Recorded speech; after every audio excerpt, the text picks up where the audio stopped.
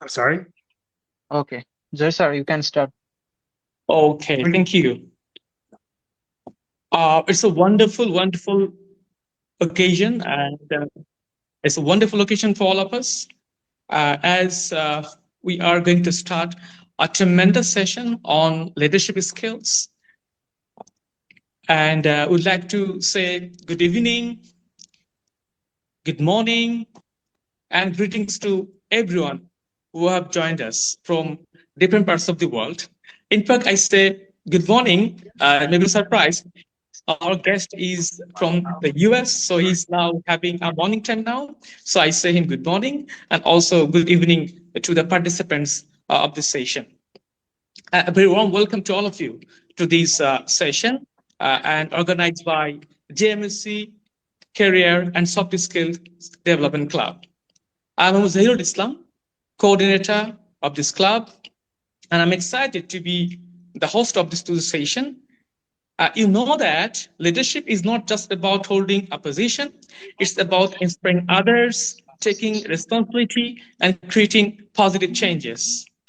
Today, we are lucky and really lucky to have a great expert trainer with us who is not only a trainer but also a famous teacher uh, of the US. And later, I'm going to focus on his career to you. So, among us, uh, we have Dr. Sam with us, and he has such a in fact, he's Dr. Sam Jennings. He has such a bright career. He has a bright career, and I can't miss the chance to uh, shed some light on his career and profile.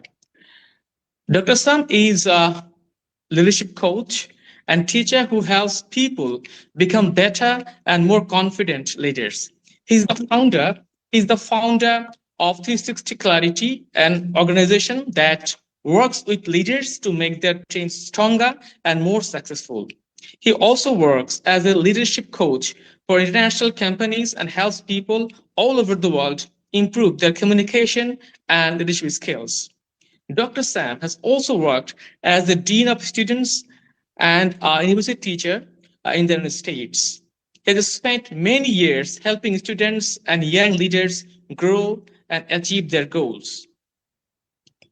He completed his PhD in higher educational administration from Capella University. He also shares useful leadership tips through his podcast called No More Leaders BS. With over 20 years of experience, Dr. Sam is passionate about helping others learn, grow, and become great leaders. Now, it's my great chance to, to welcome Mr. Sam. So please join me in giving a warm welcome to Dr. Sam Jennings. And Dr. Sam, welcome to the program. Of course, thank you so much. I appreciate the introduction. Yeah, the experience I've got is it's all in the States, and I'm open to other cultural experiences and other people's backgrounds. And I said because the last thing that I think folks need is another middle-aged white guy telling you what's what in the world. However, I do have some experience and hopefully be able to share this point of view that will make sense for the up and coming leaders. And for those of you students in the room, this is geared toward you to think about not how to lead yet, because there's not experience to pull from. So this is going to be focused on different types of leadership, and have one story as an example that's baked into the presentation. Because what I'd like you to be able to think about is not simply doing what you've seen other people do, but think about who you are, how you like to operate, and what kind of leadership style fits you. And there's some change for episodic issues, but for the most part, you can be the kind of leader that you need to be so you can be true to yourself. And frankly, it's easier. It takes a lot less energy, and you avoid burnout if you know the kind of leader you want to be as you move in. So with that preamble, Mr. Hossein, thank you so much for inviting me. I'm glad we met on LinkedIn. I'm very happy to be here. And I do hope we have some interactions as we go along. So if I ask a question, it's probably not rhetorical. Feel free to unmic or unmute your mic, and then we can chat. So let's start in a little bit here. A little bit of my background as Mr. Islam was introduced. excuse me, got to get my computer going, and there we are. What it means is, here's what the PhD means. There's some folks who get that doctorate and their behavior suggests that they know everything about everything because they know a lot about one thing. What it means to me is it helped me learn how to ask better questions and how to think more deeply about stuff. My dissertation is about job satisfaction. So yes, it's higher ed admin. It was a program. The study was what keeps people at work, what makes them go, and what's that what motivates them to change behavior. What I found, which is true for most people, most situations, employee satisfaction, employee engagement is the number one goal for a healthy organization. And I believe in leadership through empowerment, which we'll discuss, and nudges for eventual big change. What this means is there's not one big leadership lever to pull, right? There's not a great big thing you just do. It's learning, adjusting, and moving, and making mistakes, and understanding, and learning, and moving on. So all the little nudges will add up to the kind of leader that you want to be moving forward. So this is meant to be a bit interactive. If you could, and I'm not sure how many folks we have in the room, we'll leave it open for option. So whoever wants to give me a little bit of a background as to maybe who you are and why you're in this group, I'd love to hear a couple stories.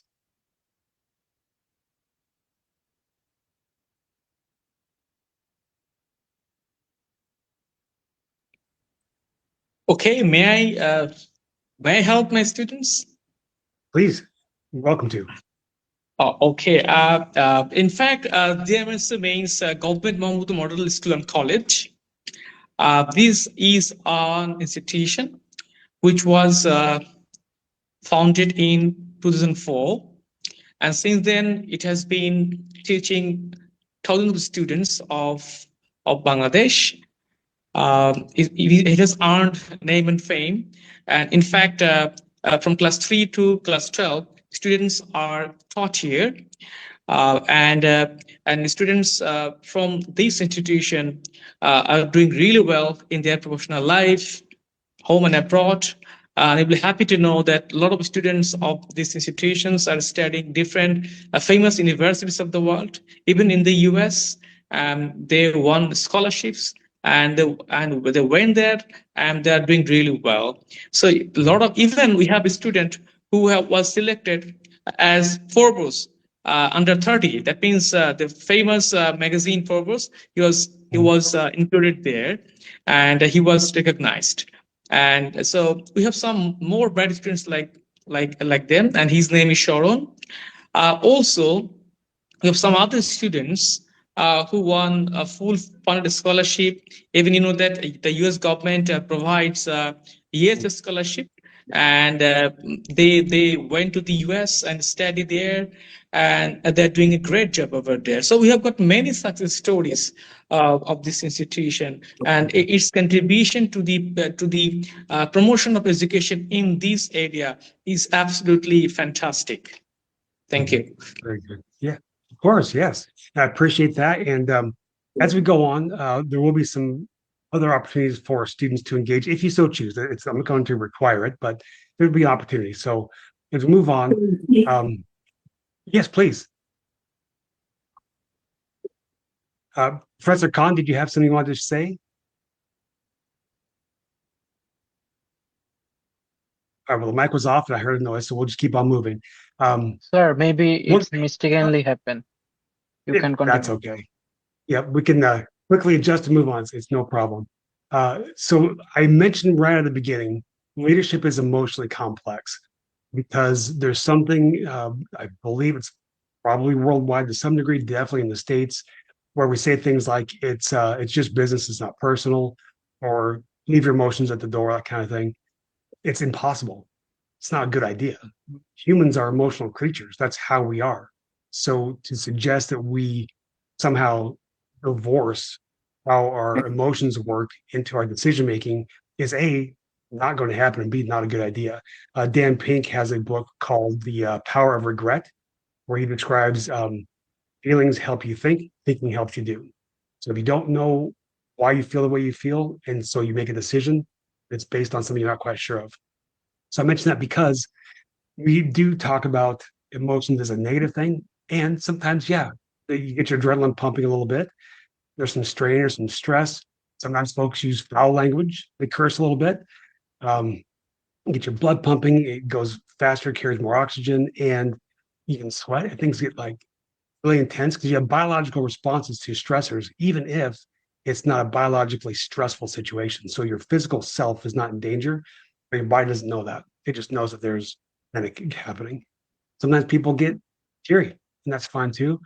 And then, of course, yeah, you can get a little bit, emotionally upset. And of course, it's not just that; it's also fun. Sometimes something goes great, with your team. And you've got high fives, or even on the Zoom, thumbs up across the screen, during that kind of thing. And when you think about leadership styles and leadership engagement, do you prefer your style or someone else's? And what I'm saying is, do you have that somebody you're looking to who is your role model, your mentor, somebody that you want to emulate? Or do you feel like you've got a pretty good handle on who you are and how you are, such that you can start to build your leadership skills on top of that? And it's not an existential question. It's really a question of we had a chance to see, experience, and hopefully work into how you approach leadership. So some observations, and I didn't know if we were going to be Zoom or by in one room, but so this is more for reflection. What's something you've seen by a leader that you make sure you want to do? And secondarily, what's something you've seen you're going to avoid at all costs? I will ask for some feedback from the group, but as you think about that, I will tell a quick couple of anecdotes from my experience.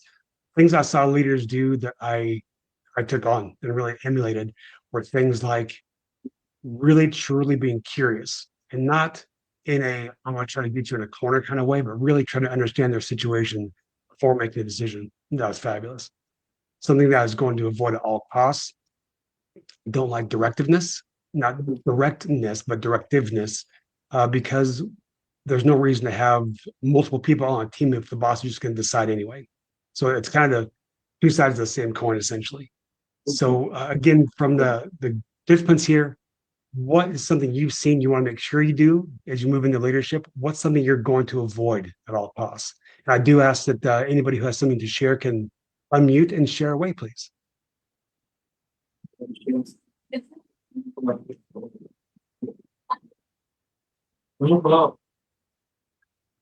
Yes, hello. I'm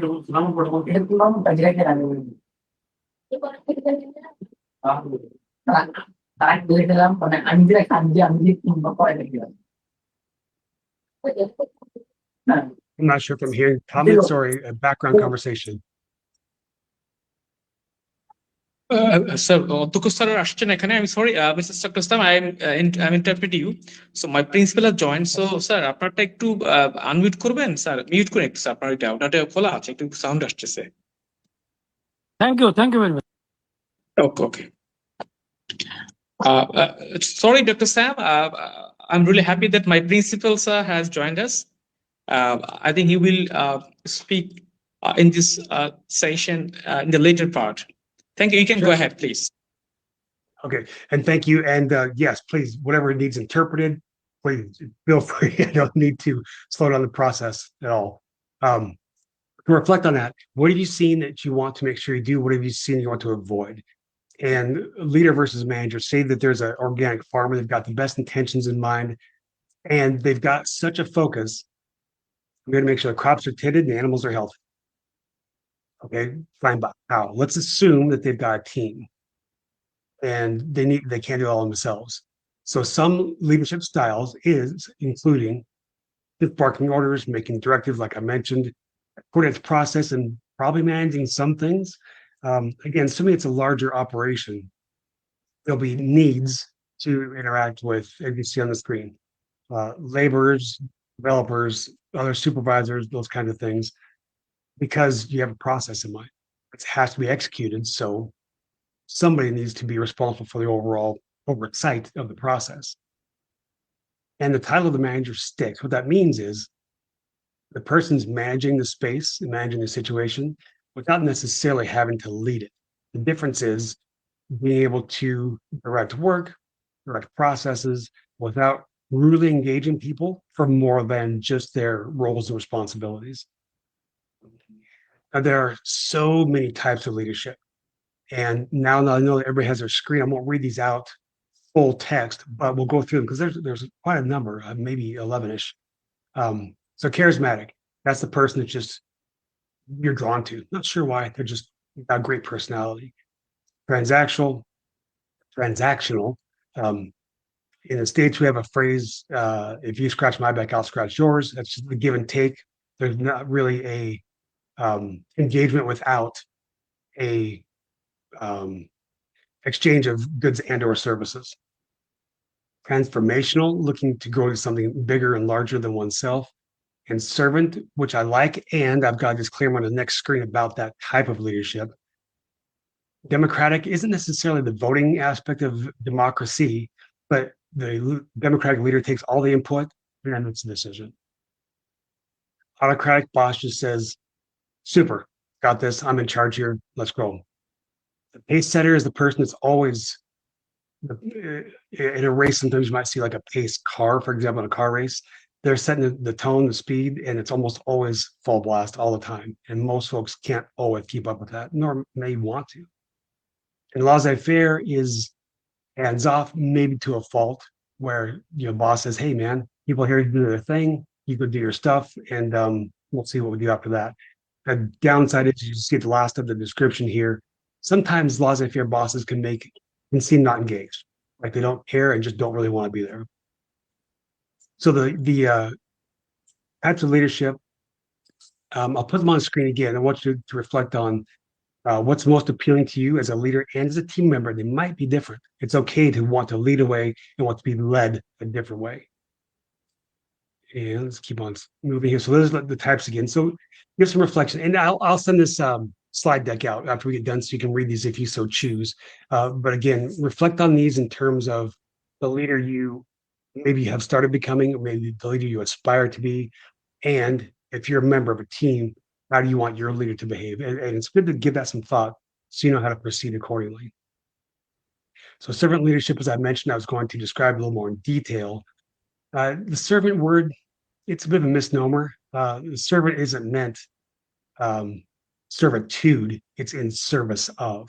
So the servant leader has responsibility to their direct reports, and they make their decisions with those folks in mind. Of course, it's a big picture. It's not just their team, but the idea that they have an idea they think is great, that's going to make a whole big fat pile of money, for example, but everybody that they work with will hate it. Well, there may be a different way to go about this. It doesn't have to be necessarily that answer in that moment. So if we can, we've got 20 after the hour. I'll tell a story. I'll be brief-ish about it, about a leadership experience I had that sounds like it involved one person, but it was pretty complex. So we have a young woman. Her name is Ashley. Of course, not a real name. She was super nerdy. I mean, incredibly smart, kind of geeky, very athletic. She ended up playing soccer in college, and she wrote a giant novel just to be deleted. Not like by accident, but for fun. So she had great disposition, like I mentioned, really bright, high aspirations, and she applied to work for us and somebody that we knew. So we have the typical hiring process, and you can see here on the screen, we do application interviews that are day long, reference checks, the whole bit. So she had to have a bachelor's degree before employment, which she did, and our team and I agreed, she's our next person. Let's bring her on. So I called her up, and I called the right number, but somebody who wasn't actually answered the phone. And I identified myself, who I was, and the respondent said, "Are you telling me about what happened?" Now, right there was a decision point. So the options were A, yes, I know something happened. What can you tell me? And option B, called to offer Ashley a job. So what happened is, I chose B. I called to offer Ashley a job. She had something like a cerebral aneurysm, and she was in the hospital still at this point. And she lost some access to just language, lost some memory, lost some vision, and things weren't going well for her. So the job, though, she applied for and we were going to offer to her, required late night work, lots of reading and speaking, driving a 15-passenger vehicle day and night. I mean, not constantly at but any time of the given day or night. So now we had this situation. We have a great candidate who now has maybe doesn't meet the requirements for the job. Now what? So none of it's her fault, and nothing she could do about it. Occupational therapy in the States, it's trying to gain skills and abilities to be able to function on a day-to-day basis and or go do a job if necessary. Because 2 months before the job start, we didn't know what might happen. We didn't know if this was a quick recovery, a forever thing, just had no idea. So people talk about leadership and they say, be decisive, decide and move on. So easy. The role is no longer appropriate. If you disagree, send documentation with physician, occupational therapist. Yes, that would have been decisive, but also would have been ethically wrong because it's not giving full consideration to all the variables and the options. And for Ashley, she just had her whole life changed based on this one medical situation. So how do we both be decisive and approach with compassion? So actually, I went to see for myself. She lived, how far? 6 hours by car away. And so my responsibility was to go see, go be present, engage with Ashley, her parents, and the occupational therapist. So we had in our home, or no, it was at a restaurant. We had a difficult dinner, lovely, warm, engaging, and her father had also had some medical struggles. Sometimes emotions came out, and I had to respond, I don't know, to a lot of their questions. And I couldn't guess the future. End of the evening, we're at their home. I actually got tired and decided to go to bed. And when she said, looked at me and said, good night, Mr. Starr. As you know by the screen, I'm not Mr. Starr. And Mr. Starr was one of Ashley's favorite high school teachers. So I'm sharing that to demonstrate the memory loss, that she just couldn't quite remember who it was. Knew somebody in her life, but wasn't sure who. The final word on this seemed like the position was out of reach.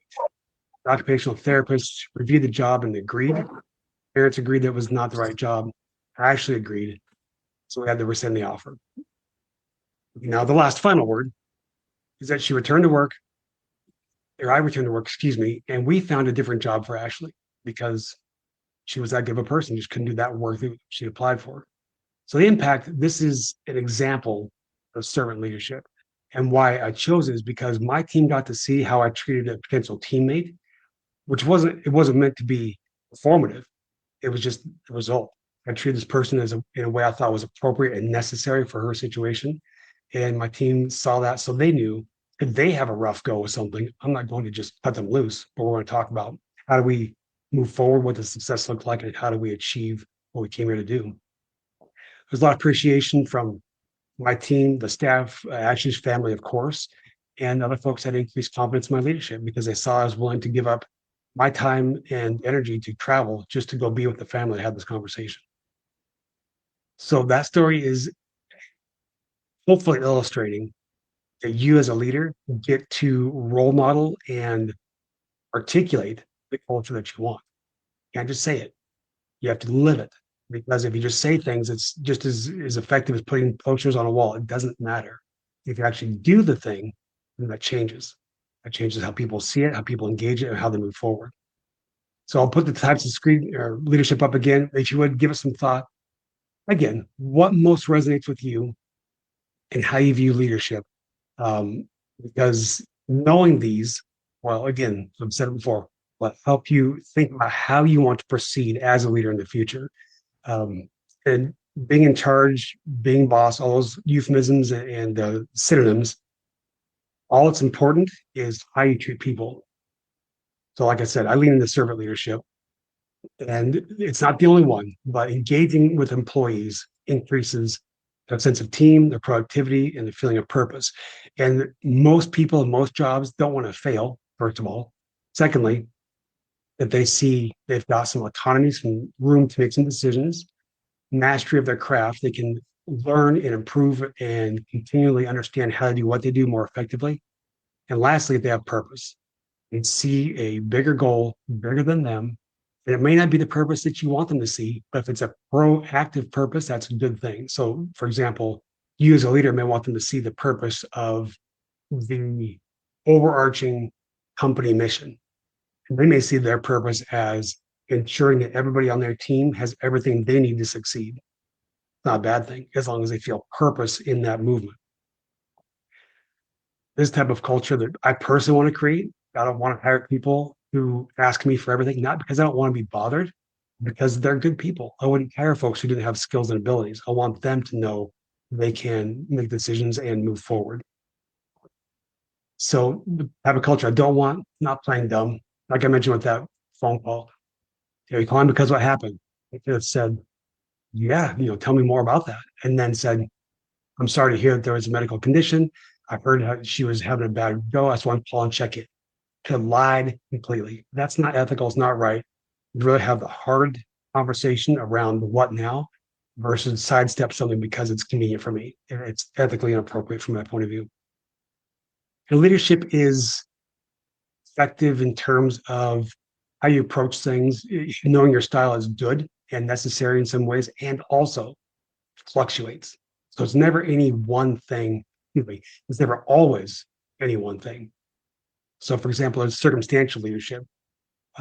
If there is a crisis, you don't want to have a big debate and vote on how to proceed. Somebody needs to say, this is what we're doing for now. We're going to resolve the crisis, stop the house from burning, stop the cyber attack, whatever it is. We're going to stop that. Then we'll discuss in detail. So it's be a little bit more decisive. It's not decisive servant leading, but it's getting things resolved as needed. Focus on the team to make sure they're empowered, inspired, and they're thriving. Well, quick note on inspiration. People talk about how to motivate your team, how to inspire your team. This method of leadership that I'm discussing will do that by its nature of how you interact with people. Years ago, if somebody said, how do you motivate your team? I said, I don't. I'm not a cheerleader. They get paid to do their job. They know it.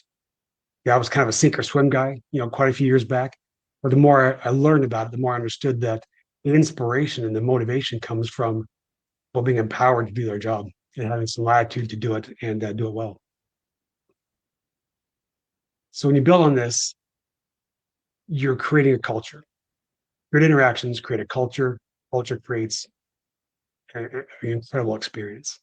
And I've been pretty cavalier saying recently, good workplace engagement is necessary. It's required because it's higher productivity, lower turnover, and most importantly, nobody should hate going to work.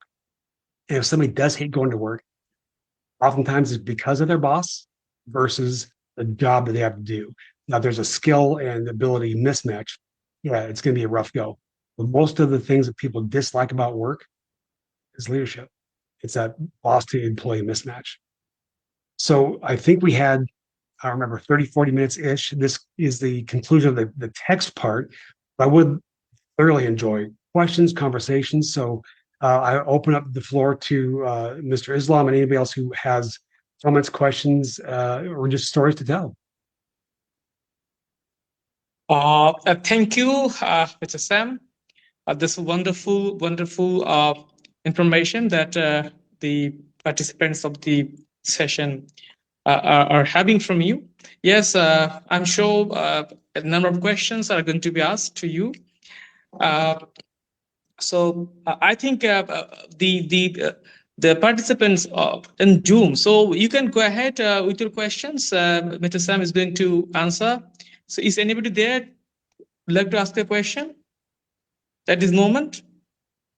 Sir, I have a question. Please Yes. go ahead. Yeah. My question is, how can IT leaders turn technical challenges into strategic opportunities? How can a leader turn a technical challenge into a strategic opportunity? Is that the question? Yeah, I mean IT leaders means information and technology leaders. Mm-hmm. Mm-hmm. So if I'm interpreting the question correctly, if I go off base, you can say so. My interpretation is that any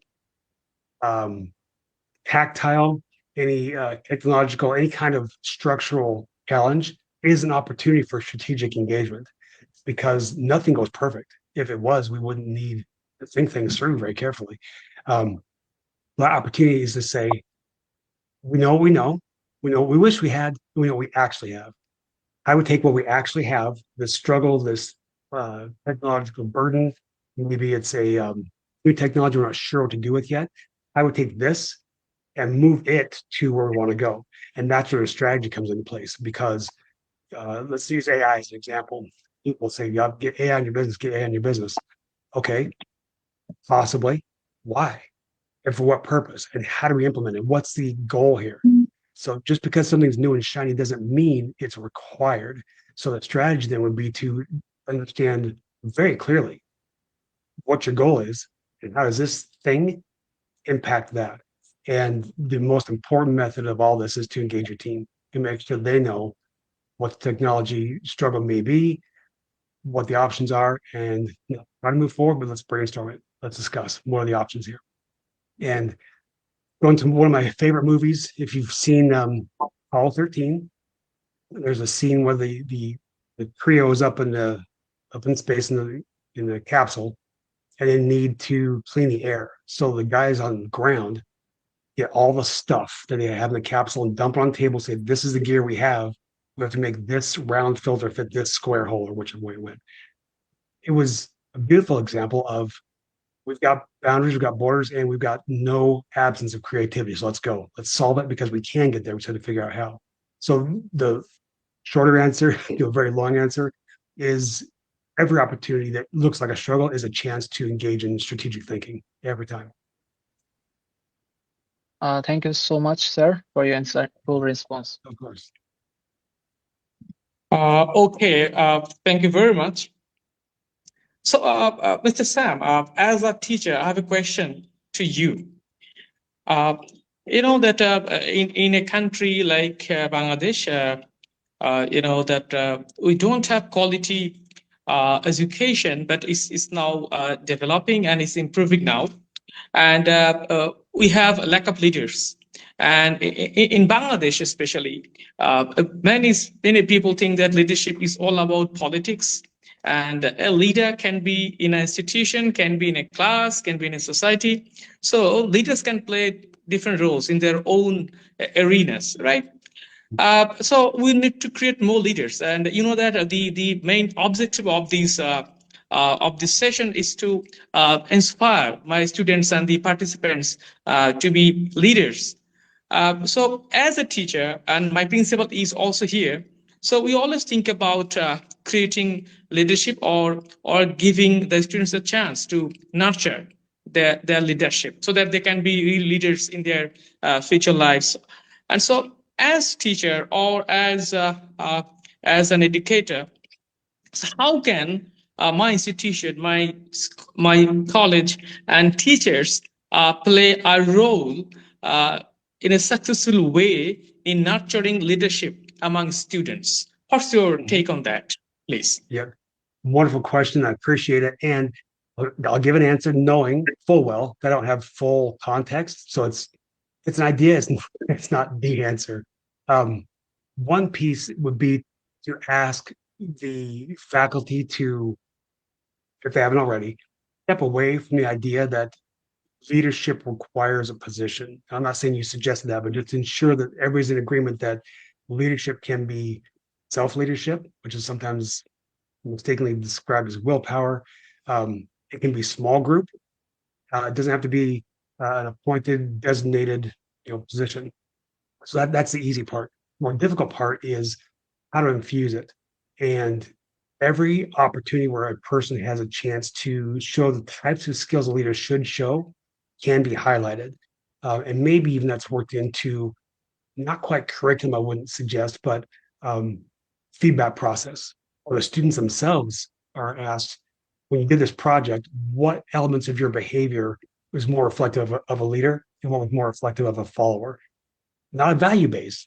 It's an opportunity to reflect and think about it early on, because as you grow and develop throughout, you realize that, as you indicated, leadership is more than politics. It's more than a job. It is sometimes you're a leader in your house. You're in charge of it, a leader for a moment even. And sometimes people need different individuals to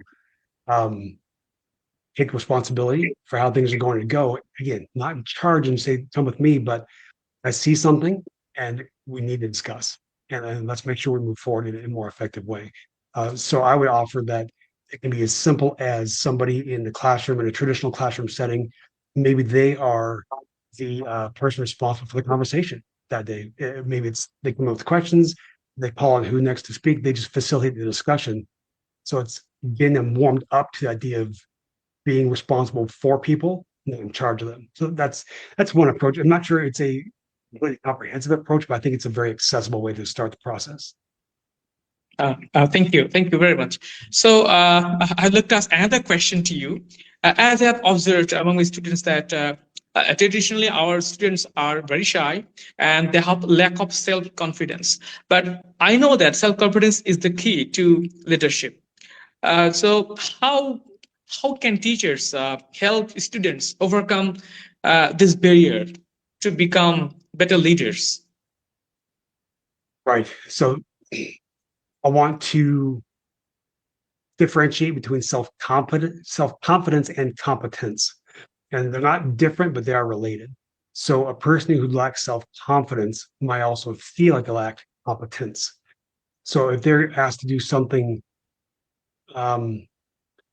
it's easier for them to access.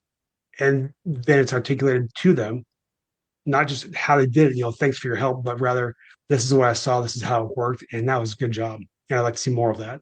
It's not pop psychology, being super extra positive. It's just ensuring that your students get a chance to know and reflect on when they do something well, and somebody says so. Somebody who's respected says so. That could be a peer, it could be a teacher, principal, whomever. But somebody needs to be letting these folks know that when they do well, they've done well.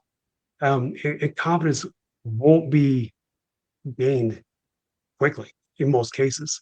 And particularly if they've been in a situation where they've been asked to take a back seat, right? Maybe it's been, who knows what, for a family reason, maybe it's for a friend group, who knows? But that's going to pull against them becoming a stronger leader. So more opportunity to show some leadership skills and a clear and concise reflection on how leadership skill was demonstrated and why it's important is going to be necessary to build that confidence and move forward more effectively. Okay, thank you, Dr. Sam.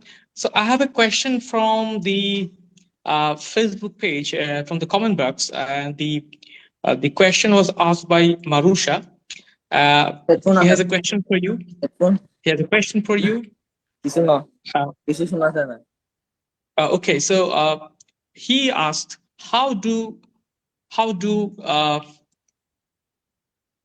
yes, the question has a read that how can a person stay motivated as a leader when things don't go as planned? That means have you got the question, Mr. Sam? Yes. How does a leader stay motivated when things don't go as planned? Absolutely. Yeah. So yeah, here's an arc to that. To start off with, a leader doesn't have to always be motivated. It's okay to be upset. Things don't go as planned. You can be frustrated and annoyed and hurt if that's how you feel. That's okay. And then with that emotion that you're having, what's next? Not how do you move forward, not getting past, not getting over, but how do you move ahead? So how does a leader stay motivated? Me, I've always been able to be more motivated when I know what the big picture is. So if I say, yep, this particular chunk was terrible, I don't like this at all, but this is where we have to get. So this notwithstanding, how do we get there? And the motivation comes from again, speaking for me, I like problem solving. I like the challenge. So I didn't go well. Okay, that sucks. And what's next? How do we move on? So how do you stay motivated comes down to how much you value the bigger purpose, how much you feel that bigger purpose. And honestly, let's be real about it. How many of those things go wrong? You can't be expected to every day have the plan fall apart and stay motivated. You may need a new plan altogether, and that's okay too. I would not suggest that using strictly grit and just grinding through and just power through is the way to go, because that will exhaust folks and probably lead to burnout. It's important to be thoughtful about why did that thing not go well, how to move forward with intentionality, and then how many times we're going to try this before we decide this isn't the right plan. And the motivation comes from the problem solving, not just the moment in front of you. Oh, okay. That's a good answer. I really appreciate. So any other question from Sir, the? I have a question. Okay, Moin, go ahead, please. Hello, Dr. Sam Jennings, sir. I'm Mohammad Moinuddin from GMMSC Career and Soft Skills Development Club. It's a truly honor to have you with us. So my question is to you, Jennings, sir. Leaders are often made in moments of challenges, not comfort. How can we turn our toughest moments into the foundation of our leadership journey? So leaders are made in stressful moments. How can you turn those moments into Yes. How uh, can we turn moments of our your leadership toughest journey? moments? Yes. Right. Um, so a couple things. Thing one is there is truth to that. And thing two is you don't need to wait for it. So the stressful moments will come. There's going to be a crisis of some kind, and that does test your skills and abilities for sure. But as a leader who is practicing leadership qualities before that point, that moment will be much easier to manage than if you got it without having had much experience. Now, to get to your point more succinctly, that crisis moment, it's important to look at the immediacy, right? What has to happen right now and be able to be clear about that. And then moving forward, engaging people if and as necessary to help solve the problem and move ahead effectively. And then once it's all done, having a debrief to discuss what happened, what went well, what could have done differently or better, and what do we do for next time? How do we plan better for next time? It's that last bit that is where the leader develops. Somebody who just takes charge in a crisis situation and runs with it, that's great. But if they just let go of the whole process when that's done, less leadership and more crisis response. Well, leadership comes from learning, interpreting, and moving forward. So I would offer to you that if you go through that moment, don't let the debrief go away. Don't let the learning opportunity go just because the crisis has passed. We have a hand Okay. raised. Yes, sir. Sir, I have a question. Yes. Tahira, introduce yourself. Introduce yourself. Hello, sir. My name is Tahira Khan. I am a member of GMMSC Career and Soft Skills Development Club. Sir, my question would be, as a team leader, if my two or more members of my team have conflict between themselves, as a leader, what can I do to resolve that problem? Thank you, sir. Excellent question. Excellent Yeah, of question. course. Yeah, anytime you get more than one person in a room, you have a chance for conflict. So when you have two team members who are at odds, it's tempting to say, you two leaders, you two folks need to go figure this out. That can work in some situations, but in my mind, it requires to absolve a leader of having responsibility for their people. So my approach has been to, first of all, be very observant of behaviors between the two and try to understand what is a trigger point, when do things get worse, where do they get along, and then I talk to people individually. This is what I've seen. This is my observation. What can you tell me about this? And do the same to the other person so I have a better understanding. And oftentimes I'll have a slight mediation, but a conversation with all three of us involved and just call it out, not in a negative, mean way, but in a matter of I've spoken to each of you independently. And I've noticed some stress, and I have to assume that you've experienced some stress. So, can we discuss what's happening and maybe how to resolve things moving forward? If we go in with some curiosity and the opinion that they don't want to be in um, at odds with each other. They want to get along. They want to succeed. And chances are decent we're going to have a good conversation. And there are some people who just want to be antagonists. And those folks maybe have a better job in a different space. However, assume they want to get along with somehow. And also assume that whatever they're struggling over for them is significant, super important. Even if you look at it and go, well, why are we even fighting over this? What your opinion is in that moment doesn't matter. The truth is their struggle is real to them, and resolving it requires an ethical, honest approach to them resolving their situation, not deciding whether the problem is real or not. So it's conversations, and it's knowing what you know when you go in versus just coldly saying, "All right, you two, figure it out, and I'll sit here and watch if you want me to, but you do it." Give them some room. They're already not getting along. Help them out. Okay, thank you. So, how much time do you have? Sir, I have a question. I'm really delighted to introduce Dr. Konokra Chaudhary. He's a senior teacher of Government Mahmoud Model School College. Sir, floor is yours. Hello, Sam. Thank you for your nice presentation on leadership. I am Dr. Konokrai Chaudhary, lecturer in mathematics. I have a question. How mathematics people develop their leadership quality? How do mathematics people develop their leadership quality? So I've got a math degree. I was an engineer that's for great. one semester. Yeah. Great. So how to develop it? It needs to be intentional. And so when I hear math degree, I'm assuming some linear thinking, some factual based information, and maybe not quite formulaic, but close. So people aren't that different than math. They are hard to predict sometimes, like a good, more complex mathematics. They're not that straightforward, even though if you know it, it becomes more, but there's still theorems that aren't proven today. So there's still some squishy weirdness in the mathematical space. So if our math friends appreciate how a lack of consistency is okay, then they can start to do that with people too. So I used to work with, and I say this affectionately, I used to work with a bunch of nerds, and they would say that the math was it. That's the answer. It's rational. It's logic. It's got rules. And I said, okay, how many numbers are in pi? I said, well, we don't know. It doesn't end. I said, so you're telling me there's all these numbers, they don't end and they don't repeat. Does that seem rational to you? You have to have a symbol to make up the holding space for those series of numbers. That's not rational. In fact, it's very literally called irrational.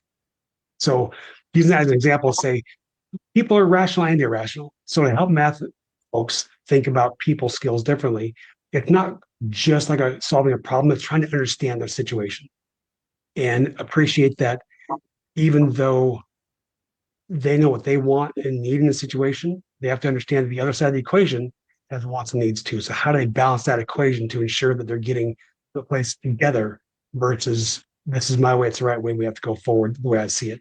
That was a long, weird answer. I'll boil it down. Our math friends also are people. If we start to appreciate their humanity of themselves, they can help appreciate in others. And if we point out their personness, then asking to see that in somebody else is a one step towards helping them be a more effective people person or a leader among their peers. Okay, thank you. Who is there? Please introduce yourself. Okay, sir, go ahead, please.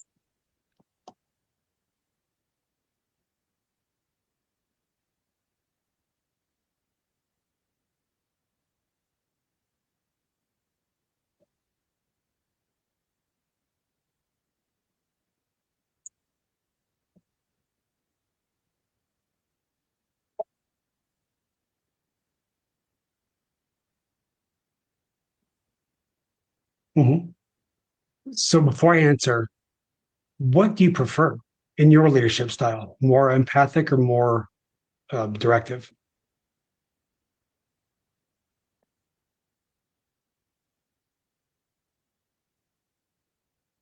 Mm-hmm. Mm-hmm. So the easy answer is do that more, not exclusively, but it speaks more to who you want to be anyway. And whenever we need to, and sometimes it's required, behave in a way that's less like our own selves, it's more exhausting. So it's better to be the empathetic person you want to be as much as you can be, and also understand that occasionally, yes, you need to make a decision and say, okay, we've had enough conversation. This is what we're going to decide on, and so we have to go, and then turn back over to your more empathic self.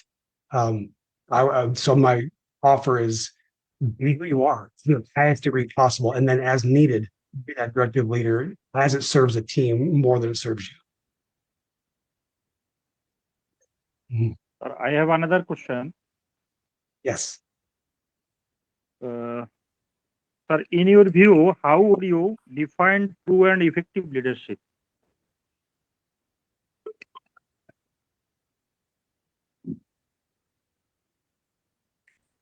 Was that for the room? So, have you heard the question, Dr. Sam? No, I don't think, I thought it was for everybody. So please repeat if you would. Okay, so he is asking that what do you think about effective leadership? How will you define effective leadership? I'm sorry. What type of leadership? I apologize. So, how will you define effective leadership? Effective. Thank you. Yes, yes. Effective leadership is the type of leadership where the goal is met and the team stays together. It's possible to do one of those things or the other, keep a great team and never get anywhere. You can also get to a goal and make everybody so mad that you've changed teams 4 times. So I would say that's the effectiveness is achieving the goal plus keeping people with you. And I don't know that I need to worry too much about the followership as much as the engagement. People talk about leaders and people who follow them. Yeah, but if you're doing a team thing going towards a common goal, it's more of a collaboration than a parade. Absolutely. Collaboration is the key, I think, to the effective leadership. I also agree with you. So how much time do you have, Mr. Sam? Can you take any other question or so we're on I've got a little time. I've got last maybe five-ish minutes. I have another question to you, Jennings, sir, doctor. Okay, Moin, go ahead. Later, my Sir, Prince will speak a bit. Okay, Moin, go ahead. sir, I have a short question to you. That Yes. in your view, what's the most important quality that differentiates a leader from others?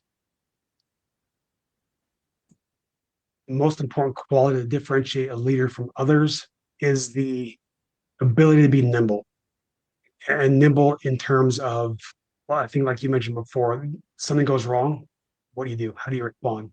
A teammate has a new need you didn't expect. Boss has a new goal for you.